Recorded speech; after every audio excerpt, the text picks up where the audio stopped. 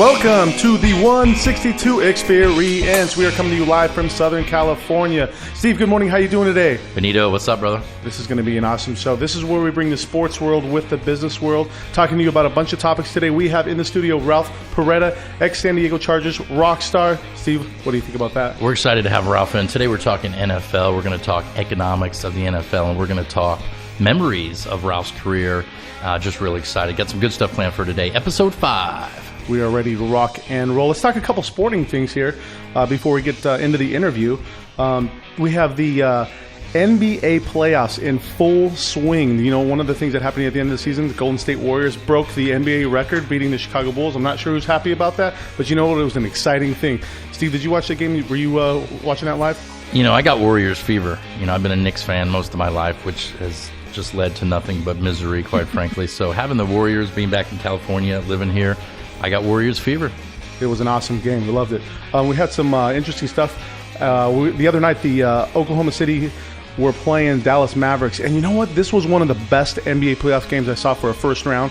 They had the tip in Oklahoma City at the end of the game with 4 seconds left. You know, they reviewed it. The referees went back to the video, and it was amazing because what happened was the crowd's going wild in Oklahoma City. Everybody's just ranting, raving, screaming.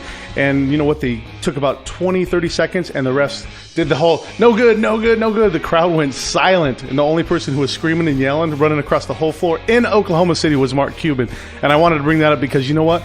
That's one of our goals, to have Mark Cuban on this show. Gotta love it. You know, it's fun. It's whether you're a fan, whether you're a player, whether you're the owner, to see that kind of enthusiasm. Hey, let's go to Ralph. Ralph's in the studio with us. And Ralph, good to have you on the show. Thanks for being here. Hey, Steve, Benito. It's great to be here with you guys. Awesome. You miss playing football? Every day I wake up and I'm feeling that pigskin, you know. Awesome. We'll get to Ralph here in just a couple of minutes. Hey, Benito, I was listening to an interview the other day. As you know, I'm a huge Yankees fan, and there was an interview that I wanted to play, and then maybe we could just talk about it for a few minutes. The interview is with my great friend, and I use the friend term very liberally because we don't actually know each other, but Nick Swisher. Nick Swisher has been drafted by the New York Yankees to a minor league contract. Before we play the video, anything you want to say? Yeah, you know what? I'm a huge baseball fan. Everybody who knows me, I'm a avid baseball follower, avid baseball enthusiast. And one of my favorite players is actually Nick Swisher, just because he brings so much energy into the clubhouse, so much. He's like a mentor to these kids coming up through the minors. And Steve, what do you like about Nick Swisher?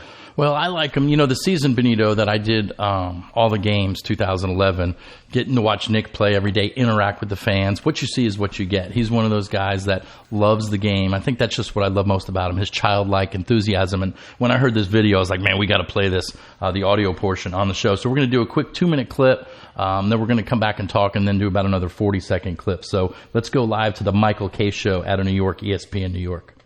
All right, now you're getting a chance to show what you could do, and you're getting a chance to do it in a franchise. I was there. I know you loved your time here. How important is it that you're getting this chance, Nick? Well, I think it's amazing, man. I think, you know, with just everything that's happened from, you know, the first time banging my knees up to having the surgeries to, you know, going from Cleveland to Atlanta to getting released to getting re-signed by the Yankees, I think it's all kind of meant to be, maybe in a sense. So for myself, that's how I'm looking at it.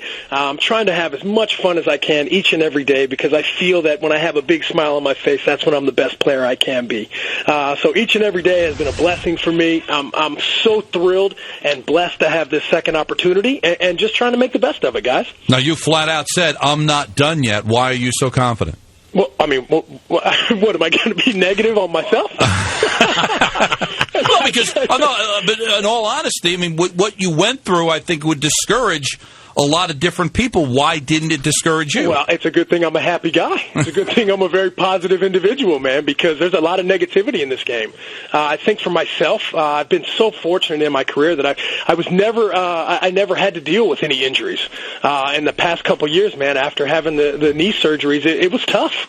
I tried to come back a couple times a little too early, but to be able to have that full off season under my belt last off season, to get ready to come back and have a pretty good good spring training and to be part of an organization that was definitely making a lot of different changes to I guess, not fit in a sense. Hey, man, what am I teaching my daughter? That when times get tough, you just quit? I'm just going to keep battling, man, because, I want to try and go out on my terms, man. I don't want to try and be pushed out by somebody. Now, Nick, did the Yankees promise you anything, or you just at the... No, sir. They did not promise you anything? No promises. I just think for myself, all I was really asking for was an opportunity. And I think in the position that I was in, the past couple of years, man, I really haven't done anything. I don't blame people for writing the things they have or whatever, but for myself, man, I just feel like I got a lot left. I don't know exactly what that is, but I'm really looking forward to try and find out.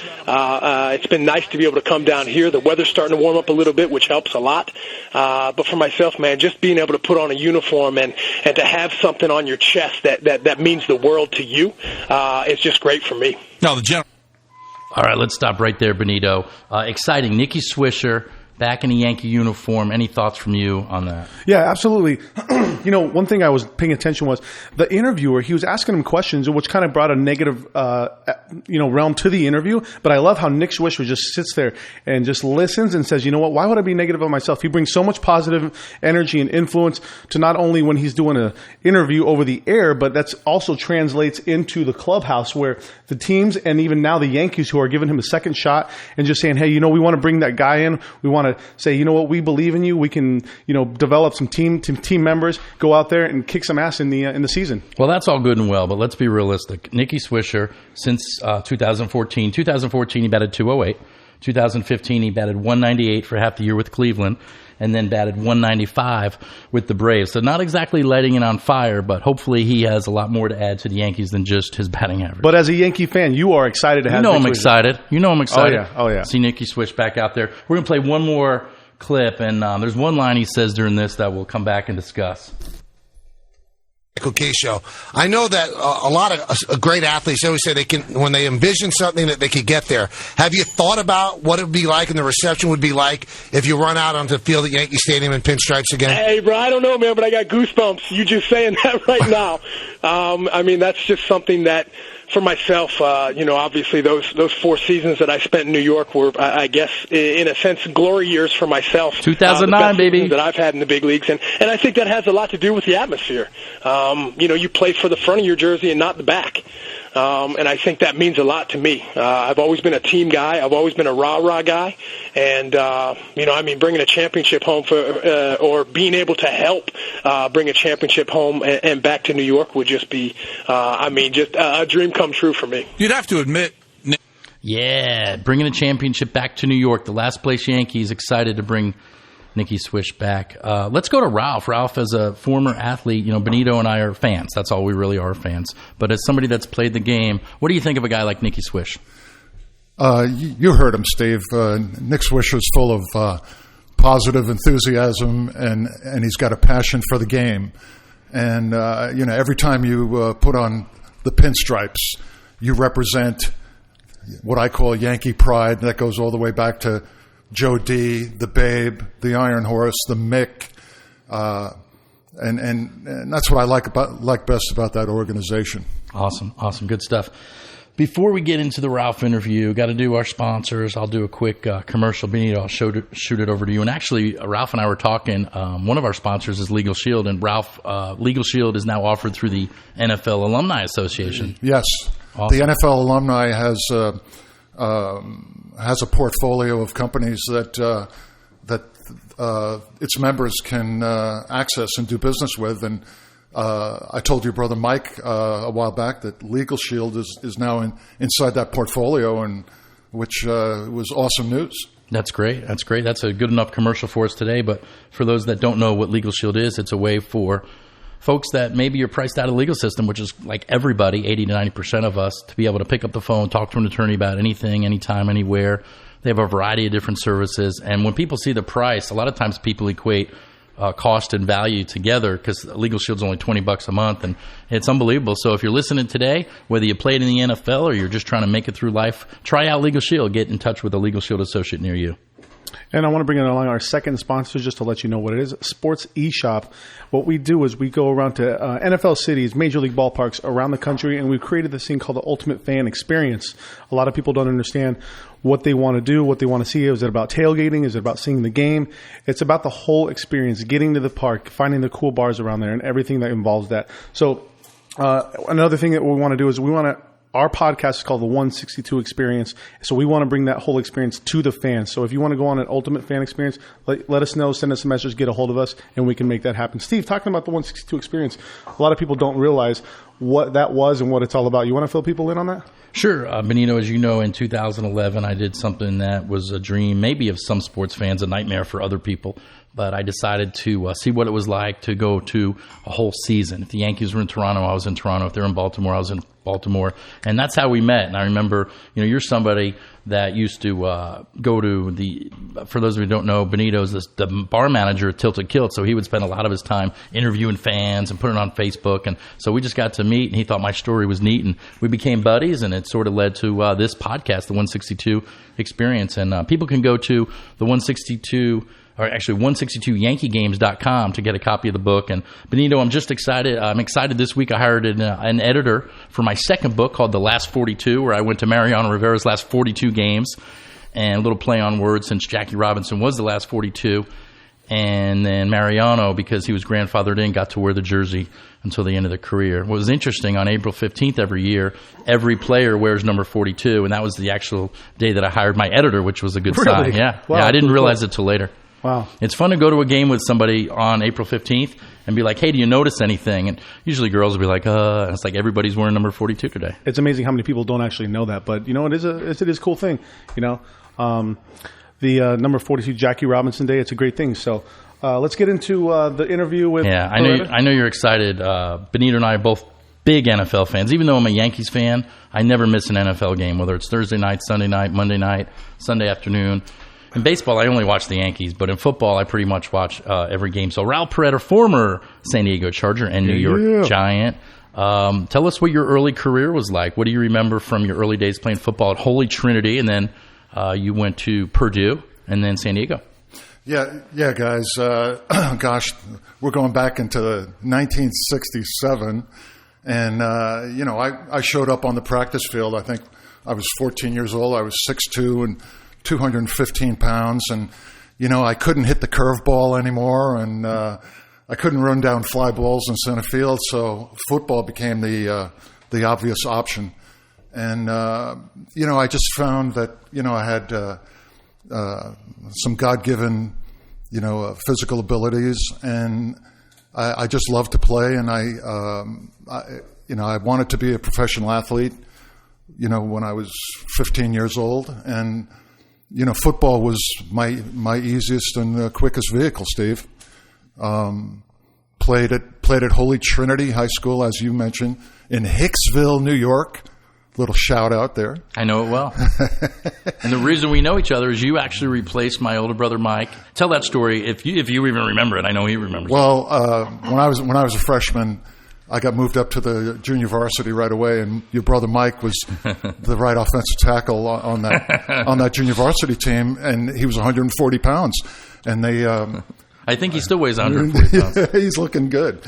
Anyway, so Coach Bruno moved me in at 215, and your brother Mike became a wide receiver and a 440 man on the track team. It was very good. It was all cool. And you also played. You're on the track team too, right? Yeah, I threw the shot and discus, which was a welcome respite from the rigors of 2-a-day practices. I guarantee you.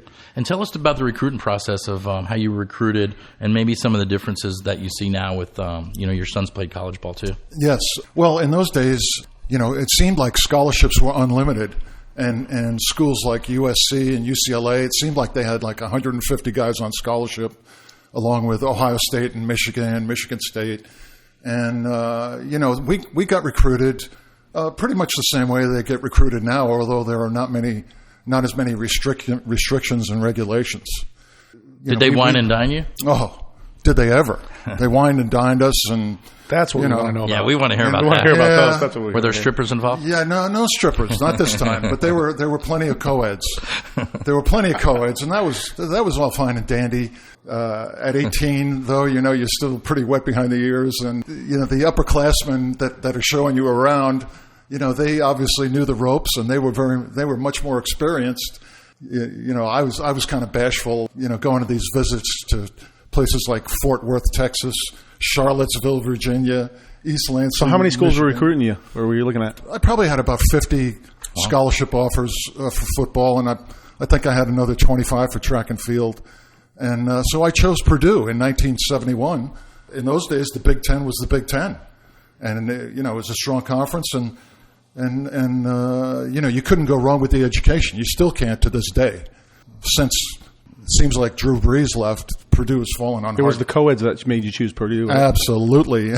And did you start right away when you went there as a freshman? No, freshmen were not eligible, Steve. As a matter of fact, in 1971, they became eligible in 1972, and right down the road from us in Columbus, Ohio, a freshman by the name of Archie Griffin showed up for Ohio State, and he was off the charts as a freshman. But I was fortunate. I got to start my sophomore year that year, 1972, and we had a great team. We had several guys drafted by the National Football League, and played in some great places like Ann Arbor, South Bend, Duke University down in Durham, North Carolina was a fun place to go to, and it was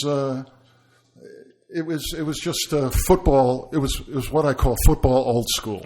So pretty much. Ralph, when you were going through the ranks, you did high school, you did college. At what point did you realize, I have NFL talent. I'm ready to go. What was that? What clicked in your head? Benito, when I was a senior in high school, I started getting accolades and honors. I was just kind of paying attention to the football landscape, and I thought to myself, you know what, I think I have the ability. I have the talent. I have the ability. I have the size.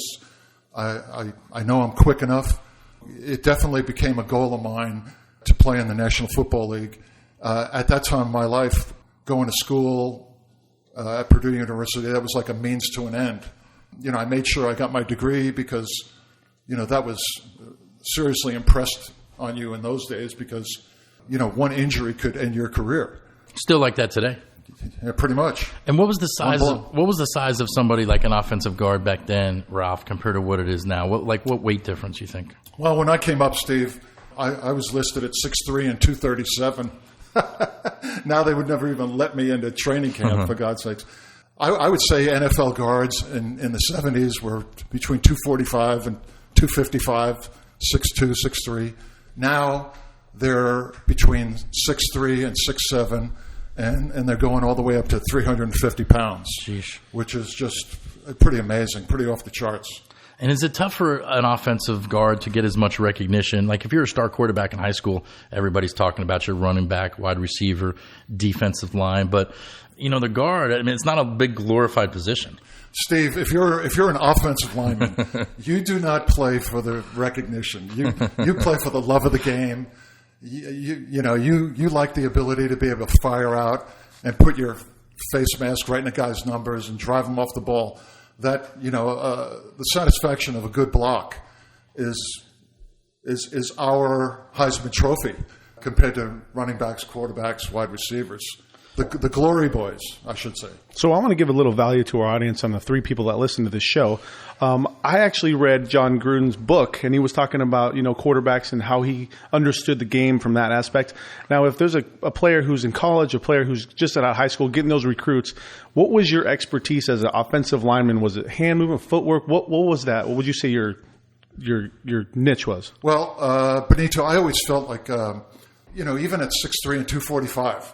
I'm playing against guys 30, 40 pounds heavier than me on the defensive line. And I always felt like my quickness was my strong suit. I was not going to overpower those guys because, trust me, there's no gimmies in the National Football League. Every guy, there's a reason why every guy has a uniform, because he's good.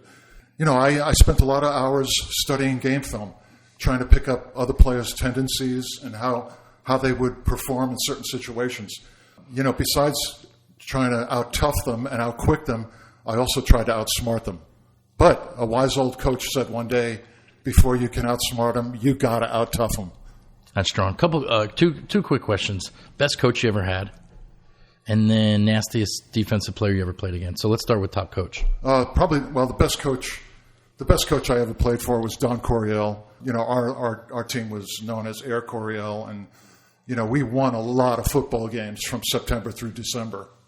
There was nobody better in the league in 1979, 80, and 81 than the San Diego Chargers. I mean, we beat everybody. We just kind of ran out of football in January, Steve. Does that sit with you still tough? Is that, I know you lost the big AFC championship game, which you guys were highly favored. God, we lost 2 AFC championship games in a row, 1981 and 82. So I'm standing here telling you that I think I should have at least one Super Bowl ring on my finger. And yeah, that kind of haunts you. But at the same time, we gave it all we had. And so we have no regrets. We left it all on the field. But you got the memories, baby. But yeah, the memories are there, and unfortunately the what ifs are there also. But that's how it goes. And so the nastiest player next, and then I know Benito's got another question. Ooh, I played against some really, really tough defensive linemen: Curly Culp, John Matuzak, Richard Bishop from New England, Sugar Bear Hamilton from New England, Reuben Carter from Denver. These nose guards that were 6 foot tall and 6 foot wide. And I'm thinking, where am I going to hit this guy? If I hit him at the ankles, I'm still going to bounce off, But those guys were all really good football players. Who was the guy in there that was talking the most trash? John Matuzak, they called him the Twos. The story was he'd come into the team meeting with the Oakland Raiders and he'd go, "Hey, gentlemen, what day is it today?" And they'd all go, "It's Tuesday." But John liked to run his mouth a little bit. He's deceased. I don't want to say any negative things about him. But another guy was a former Long Islander, Lyle Alzado. Oh yeah, wow. Big Lyle. Lyle was always ready for a doubleheader. We didn't know why that was, Steve Benito, in those days until it came out much later. Yeah. And unfortunately, both those guys passed away at a very young age. So, what year do you think drugs like that started entering into football? Well, I would say right around 1970. But steroids really didn't become prevalent the mid-70s into the 80s, and probably to this day where guys are taking human growth hormones. It's almost like each guy has his own pharmacist, I always felt like if you're taking, performance-enhancing drugs, you're cheating, and you're basically admitting that you're not good enough to hang. But that's my opinion, and we all have one. And has your thoughts on that changed over the years just because of the way, guys are making millions? Or you still feel the same way? Guys are making gazillions, and they will do anything to keep that paycheck coming. It's almost like, it's the instant gratification type deal. Because if you just depend on hard work, it takes you a long time. With the PhDs, I mean, you're like, you change your body overnight. The stakes are so high today, Steve, as you said. And I want to ask you a question about going back into that hard work mindset you had. When you're, say, let's go back to the AFC Championship. When you're in that locker room, right before the game goes, you're strapping up, putting on your cleats. Like, what is that moment right before you're running out the tunnel or going out to the tunnel? What is your mindset when you're hearing those 60, 70,000 fans? Well, Benito, the butterflies are rampant. I'm telling you. Everybody's broken into a cold sweat. It doesn't go away until that first hit. But when you exit the stadium and you run onto the field and you hear 70,000 people standing on their feet screaming bloody murder, I mean, if you're not ready to play football at that point, nothing's going to get you jacked up from that, right? Exactly. It's time to retire. That's good stuff. Hey, Benito, if it's okay, we're going to switch gears. And I know that, just doing a little preparation for today's show, we started Googling Ralph and YouTube and different stuff, and we came across this sick play, Fiesta Bowl 2007, where it's actually 3 of the most amazing plays within a minute or two that I've ever seen in my life. And so we're going to play a quick clip, and then we would, Ralph, I'm just not even going to say anything. I just want you to comment. So we'll just play the clip. Yep, this is a ball game right here. 4th down and 2. To the shotgun. Boise State and the shotgun. Oh, my gosh. Vinny Peretta, quarterback. Yep. Z in motion. Peretta is the quarterback. The ball is snapped. Peretta rolling to the right. Fires. Got a man out there. Touchdown, Boise State. Oh, mama. Great. Steve, that soundbite never gets old listening to, and we're so proud of Vincent. And so that's your son, Vinny. Yeah, my youngest son, Vinny, and he came out. He was a 5'10", 185-pound wide receiver, and everybody's going, "Hey, Peretta, what's going on here?" And he's extremely fast, and Boise State took guys like him on their roster, guys that were a little small, maybe didn't qualify for the Division I schools, so that they went to mid majors like Boise State. And the coaching staff was so good that they coached him up, and I knew Vinny would fit in well there because he has such an enthusiasm and a passion for the game. That 2007 Fiesta Bowl win over Oklahoma was the flagship victory in the history of the school, no doubt about it. And we still, Vinny tells me everywhere he goes in the state of Idaho, that's awesome. There, people are talking to him about it. So that was a great moment in college football. I remember it was amazing. Now I want to ask you, as a parent, now you're sitting there in the stands. You're thinking, you're like, okay, we got Bob Stoops, Adrian Peterson, Oklahoma. This is a huge Boomer Sooners, and you're sitting there, you're watching your kid on the field. At what point were you like, Boise State's got a chance? We could win this. What were you thinking right then? Benito, Boise State was actually kicking their rear end the whole game. It was 28-17 in the third quarter. Oklahoma made a furious comeback and sent that thing into overtime. And, so we had Boise, for all intents and purposes, lost the game until that last play, the hook and ladder that tied it up. So the play where Vinny threw the touchdown, that was overtime? That was overtime. 4th down. Adrian Peterson had just scored on a 25-yard run. He ran over about 3 or 4 Boise guys. That was like the first play, right? First play of overtime, exactly. And so Boise got the ball, and they were struggling. And as you could see, it came down to 4th and 2 from the 5-yard line.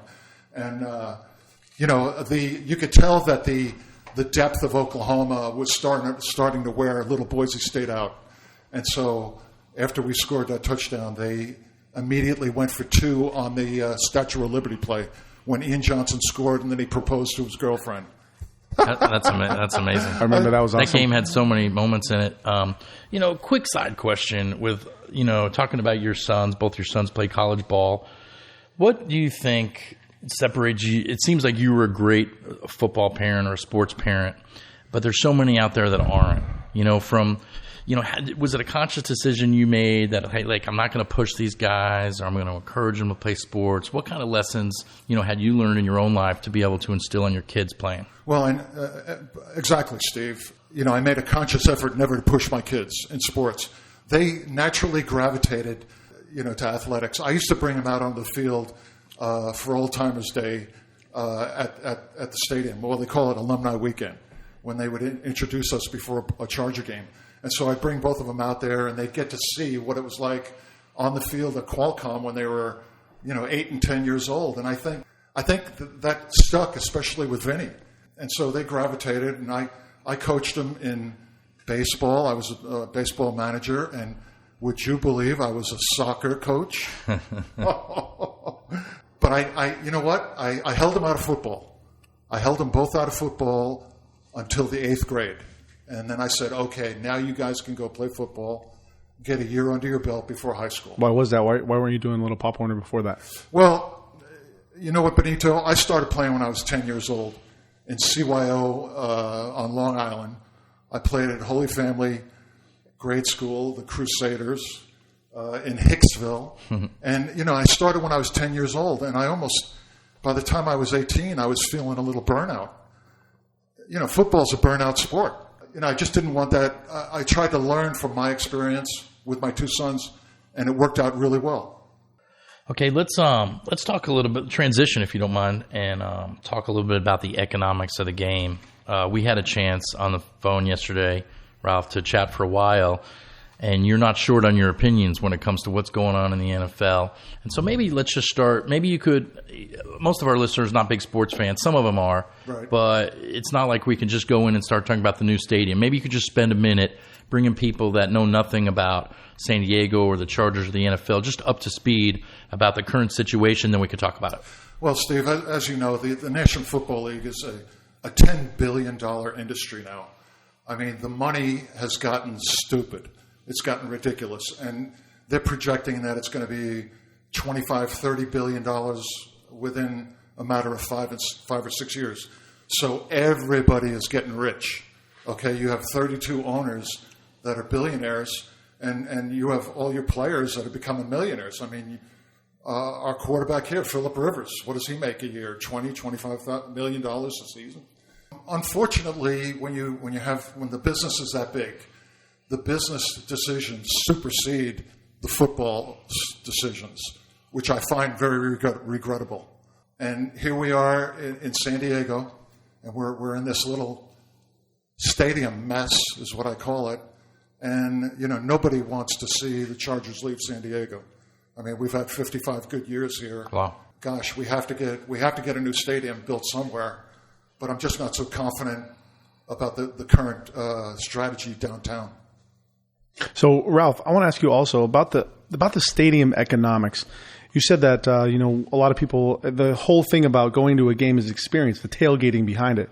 Now, what are the implications saying of moving to Los Angeles or staying in San Diego? Like, what is the big difference? I know it's revenue, but where's that viewpoint at? Where is it? Benito, the situation basically is this. Forbes magazine lists the Charger franchise as being worth right now in San Diego about $1.6 billion. Okay, and where is that as far as like the 32 teams? Is that towards the top, towards the bottom, of the middle? I think it's right in the middle, Steve. Okay. To give you an idea, I think the Spanos family bought the Chargers in 1984 for $70 million. So they've made a nice little return on their investment.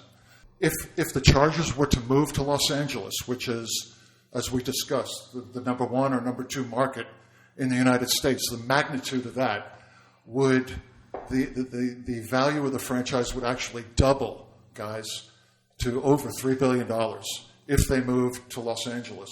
Now, as a business person, what would you do? See ya. I have a feeling I think I'd know what I'd do. But. And so interesting. The other thing too is it's very interesting to see when a sports franchise is passed down, like with the Yankees. I'm not really happy with the way the Steinbrenner kids are running it. People had a lot of things to say about George, but he won. He was willing to open up the checkbook, and these guys don't have that same kind of attitude. It seems like with San Diego, it's the same thing. Do you think is the son doing as good job as the dad did? You mean Dean Spanos? Yeah. Yeah. Dean has kind of taken over for Alex for about the last 20 years. Honestly, Steve, he's been kind of invisible. Look at all last off season. He let Mr. Fabiani do all his talking for him, and I would like to see Mr. Spanos be more visible, be more accessible, communicate with the fans and the season ticket holders. That's personally what I would like to see from him. I guess he doesn't feel comfortable doing that, so he hired Mr. Fabiani, who, he's got a rap a mile long. That guy. And so, what's the current situation now? Are the people in San Diego going to vote on it? Is it that we're being taxed per person? What's going on? Well, this whole situation with the downtown stadium, it has to come to a vote in November when we vote for the president of the United States. So right now, as we speak, they're starting a push to gain 67,000 votes, which we need to get the stadium issue on the ballot in November. If it passes, if the San Diego city residents vote in favor of the stadium, then they can move forward. I don't know about the county residents, though. And what do you think's going to happen? If you had to make a prediction, are we going to see the San Diego Chargers back one more year? Is it over? Well, from what I've seen and heard around town, Steve, it doesn't seem like the voters are in a mood to vote for an additional $400 million in taxes, to help build an NFL palace in downtown San Diego. That's just what I gather from what I'm hearing. We were talking about it yesterday, Ralph, too. It's a shame because we haven't seen the Super Bowl in a long time now. Right. The NCAA championship game would probably be here, as well as some other, bowls, because obviously the stadium we have now is sort of embarrassing, for a big game like that. It really is. The stadium is kind of falling apart right now. It definitely needs a makeover at the very least. I personally prefer the Mission Valley site. And as we discussed, nobody in the NFL tailgates like San Diego Charger fans. And even the visiting fans love to come here and tailgate.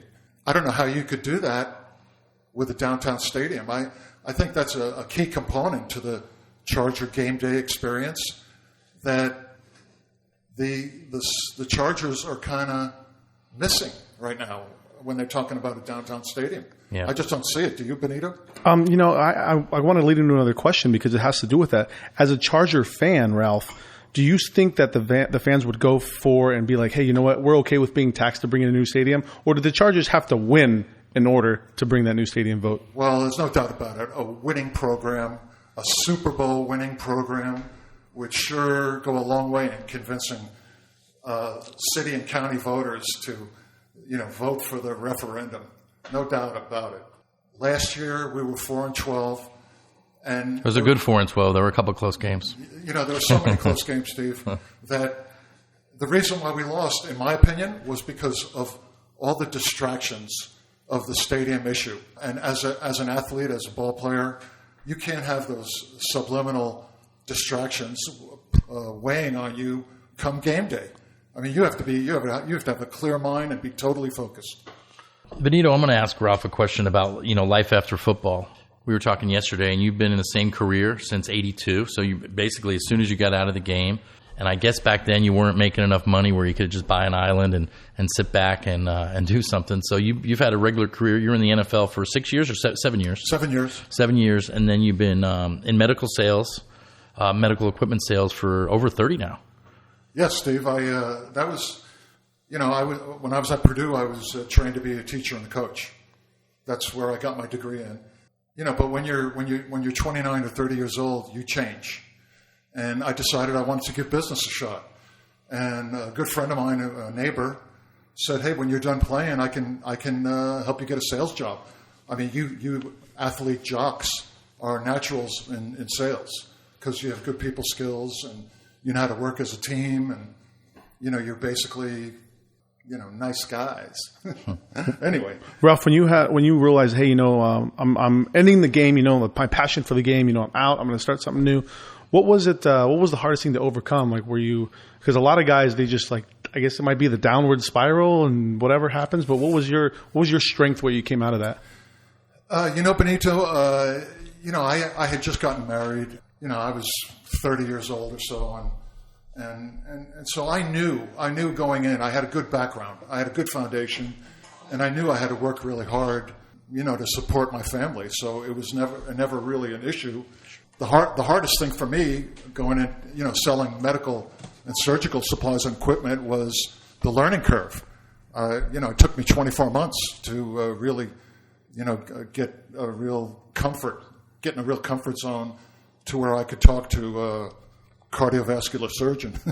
I look at that, and a lot of guys from the league go back and they say they want to teach guys what to do, what not to do. And one of the biggest guys right on the platform is Herm Edwards right now. And he's teaching guys what to do with their money, what to do on social media, what not to do more specifically. If you were to go back and talk to these crowds, I don't know if you do now actually or not, but what would you give advice to these guys that are they're coming up and they're going to be the all-stars, the rock stars? What would you say? I would say, well, first of all, the money changes everything. These guys are, they're all 7-figure guys. The first thing you got to do is take care of that. You got to take care of that paycheck. Put it in the bank. Stay away from all these highfalutin investments, because the higher the risk, the bigger the loss.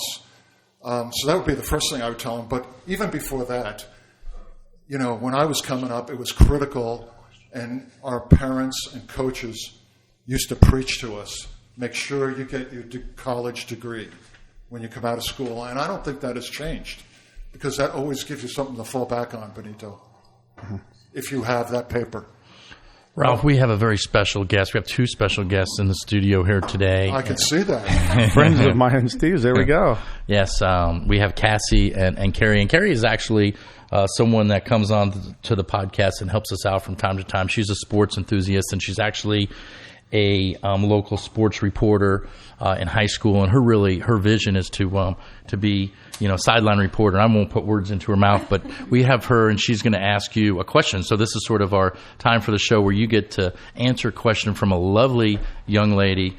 But besides that, she's just a big sports fan. So, Carrie, come on up to the mic, and we're going to mic her up. I would and be you're honored. going to come right here. And, Carrie, this is Ralph Peretta, played for the San Diego Chargers for 6 years. Hey, Carrie. Played for the New York Giants for 1. And what question would you ask Ralph? I would ask, were you happy? Was this a career choice that you just absolutely loved? Well, Carrie, absolutely. I mean, I wanted to be a pro athlete. That was first and foremost. If I had to do all over again, maybe I might choose professional golf. Or if I was good enough baseball, because those, their careers are much longer. And their bodies stay intact for the most part. Were you happy throughout your whole career? Like, was this a great career choice? Yeah, I mean, it was a lot of fun. Yeah. However, it was a grind. It was a physical grind, a lot of hard work, and you have a short shelf life. What inspired you to play football? Well, football was really a way of life. It was a way of life back in the 1960s, and it's evolved over the years to what it's become today. Which is the number one spectator sport in America. It's just, it's the American way. Yeah. Violence. Americans love violence. Americans love violence. What do you miss about it? Carrie, I miss being 28 years old. That's what I miss. What advice, because I know I have a lot of friends coming up who play collegiate football and everything, and I know times have changed immensely from, I'm guessing, from the time that you joined the NFL and then now. What advice can you give upcoming players? What advice can you give upcoming players trying to get in the NFL these days? Well, I would tell them, number one, when they're still in college, make sure you get your degree. And that will always give you something to fall back on so you don't end up in the poorhouse. Number two, if you're good enough to make it in the NFL, then work as hard as you possibly can. Stay away from the temptations. Stay away from the PEDs, which are performance-enhancing drugs, because eventually they will ravage your body. Like I said, football, you have a short shelf life, and you have your whole life to live afterwards. And there's so many guys out there that took steroids that are sorry about it now. So you can, after their career, it all sneaks up on them in the end, you feel like? Like, I feel like with all the, I don't mean to, it's kind of morbid, but the suicides and stuff coming from concussions, do you think that kind of falls along the same lines? That's what the NFL is saying. Yeah. The NFL is saying that, they're not sure that the head injuries alone are attributed to concussions. They're saying that the use of anabolic steroids in concert with the concussions are making guys go crazy. We have our own examples right here in San Diego, unfortunately. That's very true. Do you think it would detour any, like if you had grandkids or you knew kids coming up from playing because of how aggressive it is and what they're dealing with? No, Carrie, I already did. I already did. Both my sons played high school and college football. So, it's a great game. It teaches you life lessons that you never learn in a classroom. Life lessons that you use all the way to the grave. Believe me when I say that. And I let both my sons play, and I have 2 grandsons now, and I would encourage them to play. The most important thing is when you have these little kids, out there playing Pop Warner football. Yeah. You have to have somebody out there teaching them how to play the game correctly. And I know the NFL is directly involved all the way down to the Pop Warner ranks. Carrie, that was awesome. We love those Keep questions. We actually have another special guest in the studio, one of Carrie's best friends, Cassie. She's actually a Chargers fan. Woohoo! Yeah. And I just wanted to ask you, Cassie, you have a question for Ralph. What would you like to ask him? I do have a question, Ralph. Okay, Cassie. If you could pick any moment in your career that you'd say you're the most proud of, what would it be? I would say there were two moments. My first one came in 1974 in South Bend, Indiana. We played the Notre Dame Fighting Irish. I played at Purdue. They were defending national championships. They were defending national champs, and we were 35-point underdogs. And it was homecoming that day, and we ended up beating them 31-20. Playing on that field with some of the all-time greats at Notre Dame was a big deal. The second one was in 1977 when I was with the Chargers. We played once again the defending Super Bowl champion Oakland Raiders, and we hadn't beaten them since. Yeah. Benito. We hadn't beaten them since for 9 years, since 1968. And we put together a ground attack and a defensive game plan, and we ended up beating them 12-7. The first time in 9 years when they were, one of the classiest teams in the league. That's awesome. Wow. Yeah, that was very, very cool. And I'm not sure if this was already asked, but who was your biggest inspiration when you started out in sports? I would say my dad. Awesome. I would say my dad. And, my dad used to take us to Yankee Stadium in the early 60s and, to watch Mickey Mantle and Roger Maris, Yogi Berra. Whitey Ford. Now we're talking, right, Steve? Yeah. And going into the Bronx. And, the Bronx was always kind of dank. And then you go It's still dank. It's so I dang. don't know what dank means, but I think it's still dank. So you go into the stadium. I would say. Right, Steve? And you'd see this field of emerald, right? It was like the Wizard of Oz. The field was just emerald. And I thought to myself, man, wouldn't that be cool to be wearing pinstripes with a number 7 on my back playing center field? Awesome. Benito, any more questions from you? I'd like to get Carrie to ask one more. Anything you want to add now? I think that was a great interview. Thanks, Cassie. Thanks, Carrie. Carrie, you have one more question. Let's just go back to Carrie real quick. I just want to know what your most fondest memory of, just in general. What's your most favorite moment that ever happened? I'm gonna defer. I'm gonna defer to my son Vincent, Carrie, in that 2007 Fiesta Bowl game. When Boise State beat Oklahoma, because here I am, I'm sitting there, I'm a 53-year-old middle-aged has-been, and to watch my son on the field and be a part of that great victory for Boise State, let me tell you what, the buttons were popping right off my Broncos T-shirt. Okay, I got good news and bad news. Benito, we want to thank you for your time on the 162 Experience. You've just been replaced by Carrie. And Carrie, welcome to the team. This is exciting. Right. Benito, you're still welcome to come in the studio on Wednesday mornings. Hey, I'll be the champagne guy pouring everybody mimosas. For those of you that don't know, we have a tradition here at the 162 Experience. We drink mimosas. How's the mimosas going, Ralph? Salud. We like to get our guests a little liquored up. Now, Chris Hughes last week was an exception. Chris is of the Mormon faith, not a big drinker, so we did the show sober last week, which is a little different for us, Benito. Way different, but he brought it. He brought it big time. Great. Absolutely. We're on episode 5 of the 162 Experience. First week we had Kim Milia, entrepreneur, founder of Work, Play, Love. Second week we had the guys from Flipping San Diego. If you haven't seen that episode, it's amazing. Bed Good and Company. That's right. Bed Good and the Chief. Week 3 was live. Very hard to hear, but still fun. We did it live outside of Petco. Speaking of that, Steve, we're going to plan on doing another opening, a live show at a park, possibly Petco, but we got to get that in the books and get it ready to go. Man, we're excited. We got the All-Star Game coming up. One of the reasons I wanted to have my next book done for July, that's the goal, is for the All-Star Game, where it's going to be exciting. And then it's going to be downtown San Diego is going to be off the charts in July. And we have the Yankees coming to town as well. Ooh, big week ahead in that weekend. Steve, I want to ask you real quick, your next book coming about, what is it about so people can be expected what they're going to read? It's a sad topic. I lost one of my brothers a few years ago. My older brother Jim. He was a high school dean. He was age 47 at the time. Had a heart attack. Not to bring down the show, but Jim was somebody that people looked up to. He was an amazing guy. Was a high school basketball star, and man, I didn't know what to do. And as a Yankee fan that had already been to 162 games, I just felt like I wanted to get away. And the Yankees had about 50 games left that season. And I had only been to a few Mariano Rivera games. And I thought, you know what? And I just came up with the idea like that. I'm going to go to the last 42. I'll sit with my brother.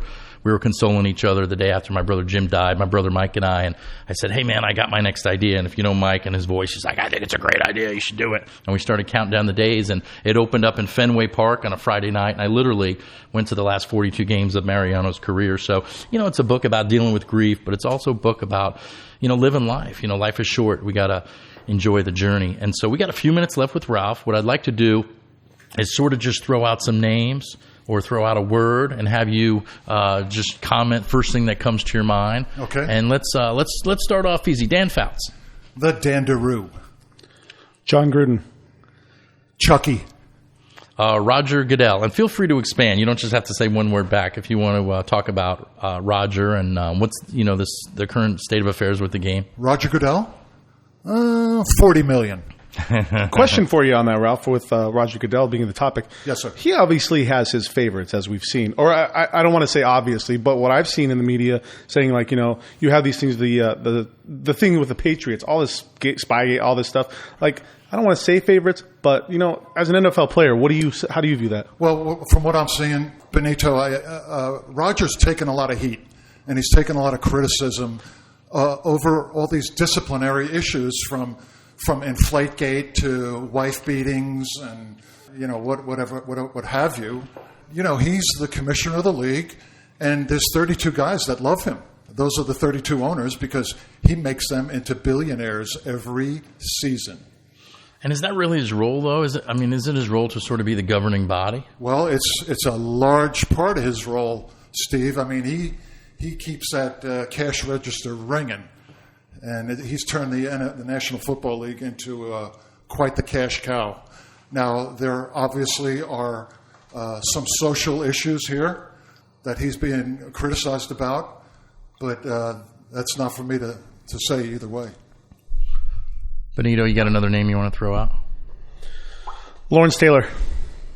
LT. Okay, that's his nickname. You got anything you want to say about him?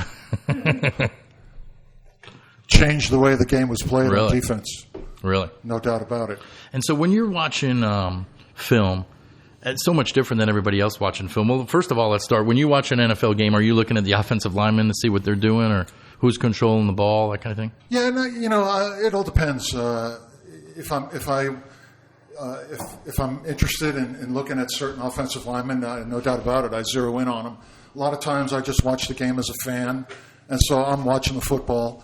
But a good tip for the fans out there: if you want to know where the football's going, just watch the offensive guards. They'll usually tell you what's going on, whether it's going to be a pass or a run. We like to ask this question to people that have been, the whole theme of this show is success in business, sports, and life. So it gives us a lot of latitude. If you had to name 3 ingredients, if you had to say to somebody, here's what it's going to take to get to the NFL, besides, how big you are and how fast you are, but 3, sort of qualities inside the heart, what would those 3 qualities be? I would say, Steve, self-discipline. Self-discipline is the biggest one. Desire would be the second one, and integrity would be the third. Those 3. What do you mean by integrity in the game? Well, integrity by that I mean, you're not willing to take any kind of shortcuts to achieve your goal. You're willing to stay the course, put in the work, and do it honestly and fairly. Ralph, that was awesome. One thing I want to do, I want to thank you. All our audience wants to thank you for being on the show. We always want to end the show with one question, which Steve always asks at the end of the question. Steve, you want to ask that question for Ralph? Sure. Anything else you want to you ask him, Benito, before we ask that question? What's your favorite moment coming out of the tunnel at Qualcomm Stadium? My favorite moment was being introduced, as one of the starting players on the Chargers. and they put your name and your image up on the scoreboard, and you go running out to the 50-yard line, and 60,000 people are standing on their feet. Hopefully, they're not throwing beer bottles at you, but they're screaming bloody murder, and then unless you're in Philadelphia. You gotta love those Philly fans. Before we end and ask that last question, tell us about toughest place to play. Is it Philly? I think Philly is they're nasty. Kind of a gnarly spot, no doubt about it.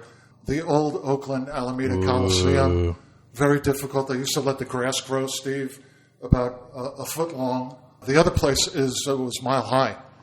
Mile High because you got all this oxygen deprivation going on. You're coming off the field and you're searching instead of searching for the Gatorade, you're searching for the oxygen mask. And they got those fans there in the south stands. Now it's in Vesco, but at Mile High Stadium, they used to have the south stands, which were swaying. It looked like an earthquake was happening because it was so freaking loud. It was unbelievable, Benito. You could not hear yourself think, especially in 1977, which was the original year of the Orange Crush. What was the Orange Crush? That was the nickname for their defense. Mm. And they ended up, that was their first. Carl Mecklenburg was on that, right? Right. It was before Mecklenburg. It was Lyle Alzado, Reuben Carter, Randy Gradishar, and among a lot of others. Tom Jackson from ESPN was on that team. They would introduce their team before the game. And you're right, the stadium shook. It was so loud, you could not hear yourself think. Ralph, I want to ask you another question. What is the coldest stadium you've been to? Like, you got Soldier Field. You have the stadium in Minnesota used to be a dome, but now you have Lambeau. Like, what were those? Was it just the cold would just tear into you, or was it just the attitude of the fans? No question, Benito. I remember, I think it was 1978, we went to play at the old Vet Stadium in Minneapolis, St. Paul. And it was late November, and the wind chill factor was like minus 15. And they had the old Purple People Eaters with Fran Tarkenton and that bunch, Chuck Foreman. They figured, we got the pussies from Southern California coming here to play in the cold. And we ended up winning that game 13-7. But, they had the fans in the one end zone. They were topless. They were topless fans? They were topless. We're going to start having a topless 162 experience. That's next week. You guys want to come back? Good thing Carrie's hosting. Carrie and Benito, you've definitely been replaced. Hey, I was looking through your career stats. And you've recovered a fumble? Actually, Steve, I returned a few kickoffs. That's what we saw. Because we saw the negative 32 yards, but how do they judge that? I returned a few kickoffs. I was in the wedge right before the kick returners, 10 yards in front of the kick returners, and so a short ball used to come right to me. So I caught a few and ran it up the field. Like onside kick? Similar. Mm-hmm. They'd pop them up, and it wouldn't go to the goal line. I see. And I'd be one of the short guys, and I'd end up catching it, running up the field, showed them my crazy legs Hirsch moves, and did what I could. Man. Anything to help the team, right? That's exciting. So you played 73 games. Yeah. Is there one? I know we've asked you, your shining moment, or is there one game that was just your favorite game? Like, if you look back and say that was the game. Just that Raider game in 1977 that I talked about. That one was off the charts. I mean, we had in those days 55,000 people at Jack Murphy Stadium, and they were on their feet screaming for blood, because there was, in those days, guys, there was such a hatred of the Oakland Raiders, twice as much as it was nowadays, that it was awesome. And did that translate on the field? Did you guys hate each other as much as like? No, you can't play with that hatred. Yeah. You can't. You end up losing. You end up losing focus for the task at hand. Okay, so you have to temper that. You can't let it emotionally get away from you. Ralph, I'm a huge Raiders fan, and back in the day, those guys came out and brought it every game. It was like the Jack Tatums and everything. Now, what was it? Was it getting into the other team's mindset, or were they just that badass that they brought it? They were definitely trying to get in your head before the 1981 AFC Championship game. John Matuzak was up there in Oakland on the radio, saying, "Hey, Danny, we're coming down to get you, Danny." I mean. They were of course, they were led by the master, Al Davis. He was the master of the subliminal. And The Raiders. I know a lot of guys today, Ralph. Like if you even take like NBA or something, you got the young guys coming up and they're playing against Kobe just this last season, and they want to beat him, they want to show what's up, and after the game they're like shaking hands. Was there one guy you were just like, you know what, I couldn't wait to play against him, but I admire this guy, respect this guy? Absolutely. You know what, Benito? I was of the opinion that anybody that put the pads on and wore a jersey was worthy of my respect. I didn't appreciate guys that kind of crossed the line and played a dirty game. I didn't feel like there was any place for that. But, at that level, when you're playing and it's a business, it's your livelihood, it's bound to happen. And so hopefully it's few and far in between, but invariably, guys cross the line and they might. Was there that one guy where you just were like, I'm honored to play with him? Guys on my own team, Ed White, Doug Wilkerson, Dan Fouts, Chuck Muncy, Charlie Joyner, Louis Kelcher, consummate pros, Don Masick, Billy Shields, awesome ball players. Well, we're here with Ralph Perretta, the 162 Experience, and I know it's like one of those parties you don't want to end. It's been a great interview and a lot of fun, and those of you that don't know Ralph, hopefully you do now. Just what a great guy. Sort of dispels all the myths about professional athletes being dicks or whatever. But Ralph, great guy, and thank you for being on. Any final question? I know we've said that about 10 times. Awesome information. Yeah, awesome interview. We appreciate it. What advice, this is what we've been ending with every show, what advice would you give yourself at age 18, knowing what you know now, looking back, 18 years old, you're on Long Island, late 60s, Woodstock's coming up, Vietnam War. What advice would you give yourself? Man, that was a confusing time. You guys are much younger. That was a very confusing time in America. All of our dads were World War II vets in those days, yep. And it was a different vibe, a different feeling. Like America, right or wrong, it's still my country. That's kind of the way I was when I was 18 years old. I mean, I led a very sheltered life growing up on Long Island. I went to school at Purdue in Lafayette, Indiana, which is, Steve, the most conservative state in the United States. Believe me. Trust me. So, for a young guy, it was an easy transition for me. It wasn't, because there were a lot of college campuses in those days that were pretty radicalized. They were blowing up ROTC buildings, and, at Kent State, they had that awful mob scene where 3 or 4 kids were actually killed by the National Guard.